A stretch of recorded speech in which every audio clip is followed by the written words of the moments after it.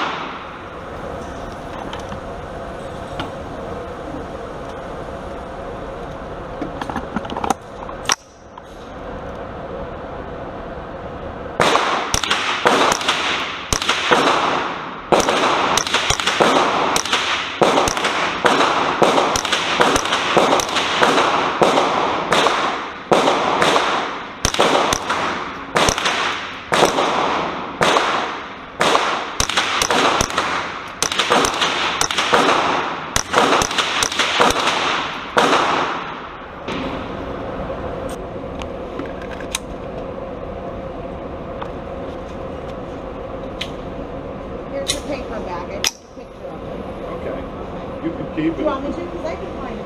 Yeah, I have a I'll copy. give it on the down. Yeah, I have a copy. Okay, you got it.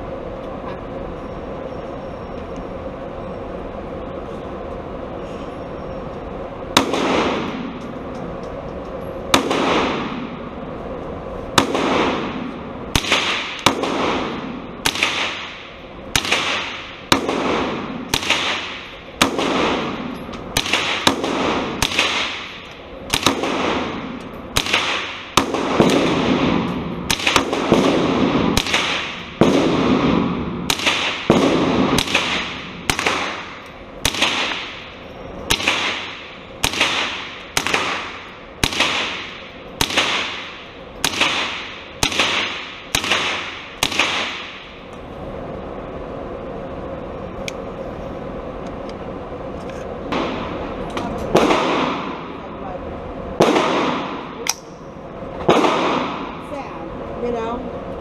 But now I'm going to be doing a lot of public speaking, trying to help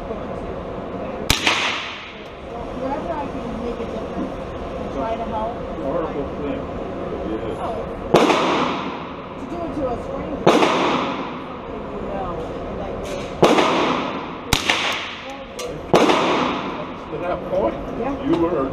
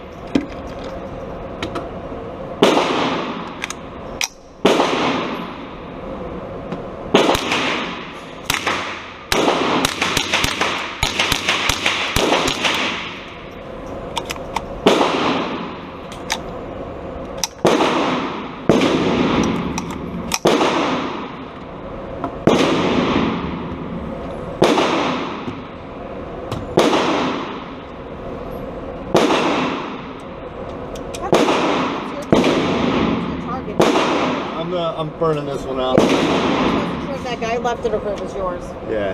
No, I'm trying to. It's different.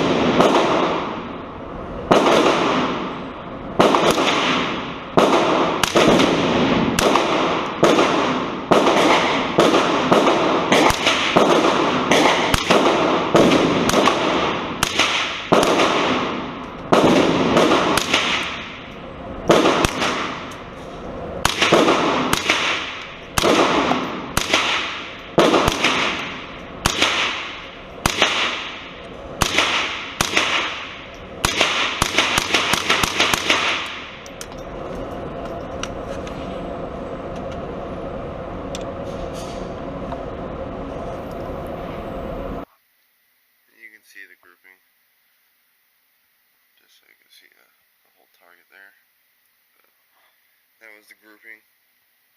Like I said, it was probably at like 60 feet. These were the first couple shots that I took, and then I had to readjust, and when I readjusted, there was a couple more down near the bottom right here. I think it was 1, 2, 3, something like that. And then that was just me shooting. And then I came up, and that was me shooting. And I don't know what happened here. They were just, like I said, I think it was because of the brightness on the target, or the brightness on the dot. And then I came over to here. It's not a bad grouping. And I came over here. Like I said, it kind of, I don't know if it was because I was sitting on that block or what the deal was, but yeah, it's not that it's bad grouping, or it's not that it's bad shots. It's just the grouping is okay. It's just not on target. But like I said, first time shooting it, I feel it was not too bad. I'm probably gonna get criticized all day, but I don't care because I'm getting better. Then I just went to standing, and once again, the grouping's not bad. Like I said, I think it was the sight, that rear sight might have been just a little low because I was basing everything off the red dot off the sights. But for the most part, all the shots are right there. It's just, I think, like I said, I think it's just my sight, my rear sight might be just a little low. But that's all fixable. Not too bad from 50 to 60 feet, or actually 60 feet. Not a bad day. So,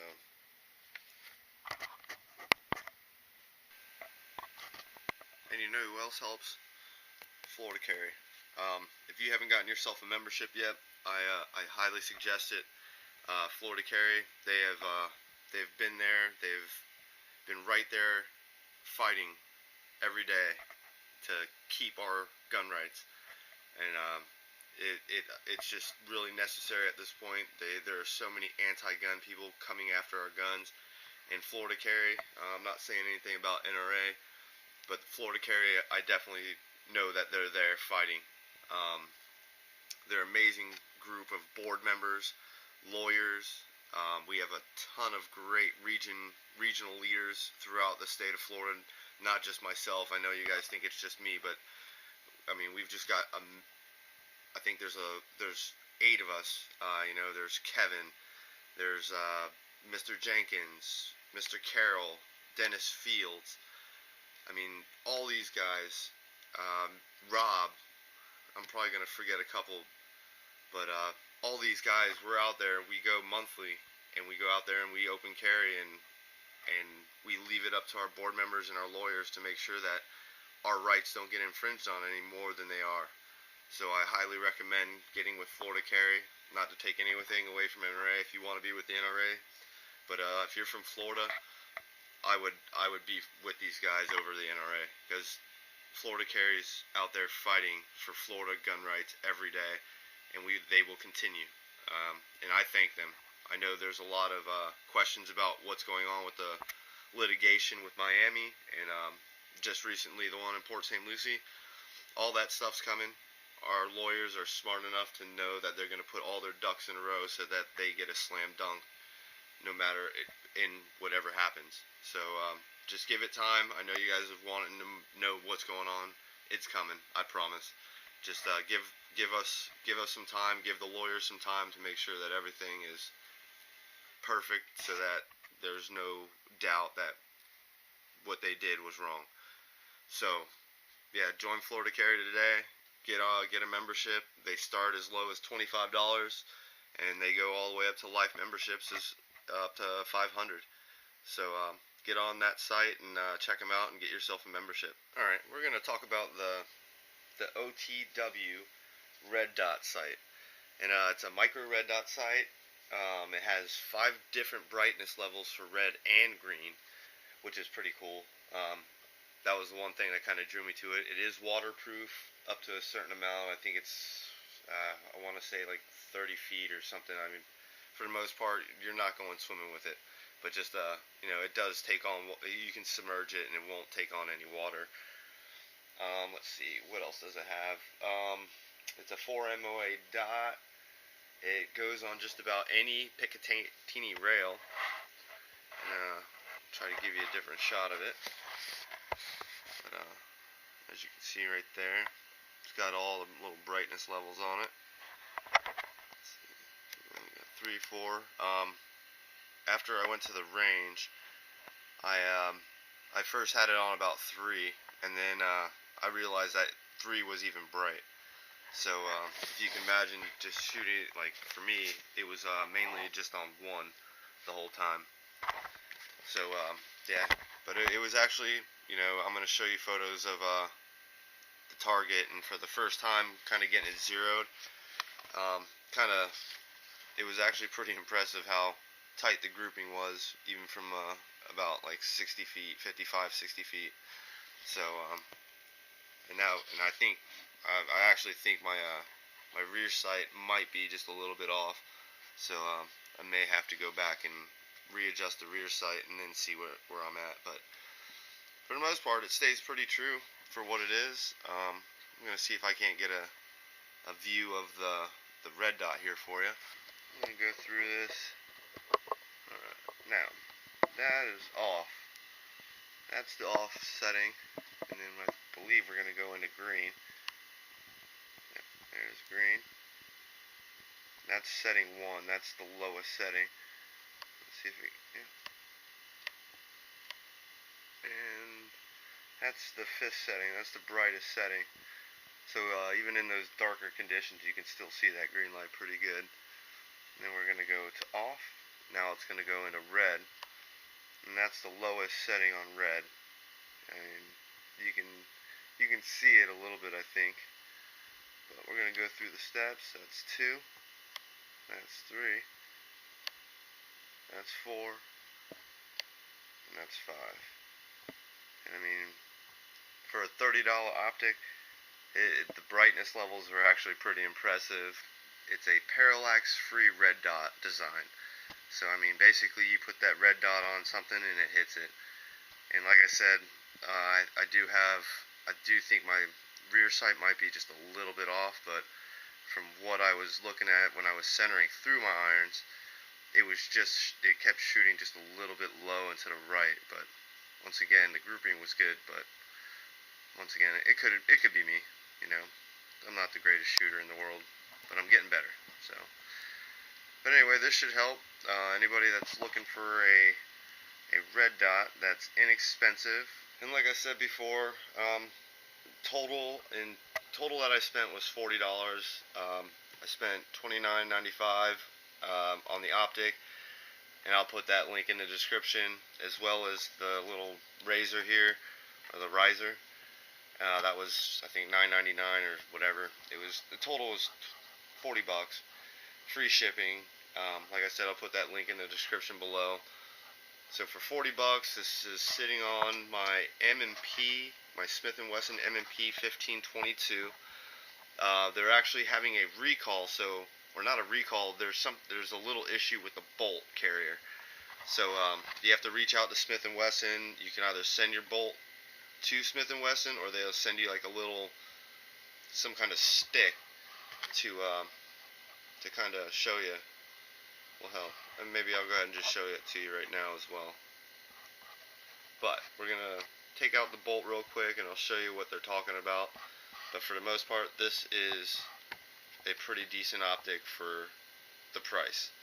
So once again, if you don't have a couple $100 for nice aim point or any of those really nice ones, for $40 on this is just a rifle that I like going plinking and shooting, just fun range gun. But we're going to go ahead and take apart the gun and show you the little problem they're having with Smith and Wesson. Alright.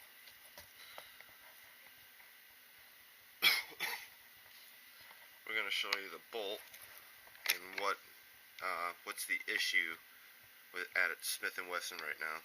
But as you can see, there's nothing in there. No bolt, or no bullet in the chamber. There's no magazine. out takedown pin real quick. I never really cleaned this after went and shot the other day, so it's probably gonna be a little dirty, but anyway, they've got, there you can see it, clean that up a little bit, it's not that bad, but anyway, you can see right there,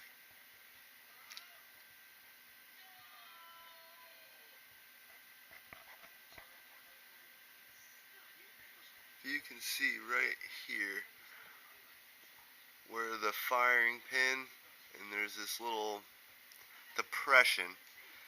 If you decide to just email them, they'll send you it almost looks like a popsicle stick, but it's a popsicle stick that sits in that recess, and when it sits in the recess, it should be flush, it should be a pretty much flush mounted with the, I believe that's the bolt extractor thingy jiggy. But anyway, right there is how you tell if your bolt's good or not. So they're sending me mine. I think I'll probably get it tomorrow on Monday or Tuesday. But as soon as I get it, I can kind of see if it sits above that little recess. I have to send the bolt back. But if not, then it's a good bolt. So hopefully it's a good bolt. I haven't fired it since the day I went shooting after I found out about it. But and if you've purchased one of these after February 1st, I believe, 2019, your MP1522 is good. But all the other ones prior to that, you need to get your bolt checked out and see if it's good or not. So hopefully mine's good. You know, there's no way to really physically like look at it and say, oh, it's good. There's like I said, it's just when they send you that little thing. Anyway, that's the little issue, and hopefully it's not a severe issue. But anyway,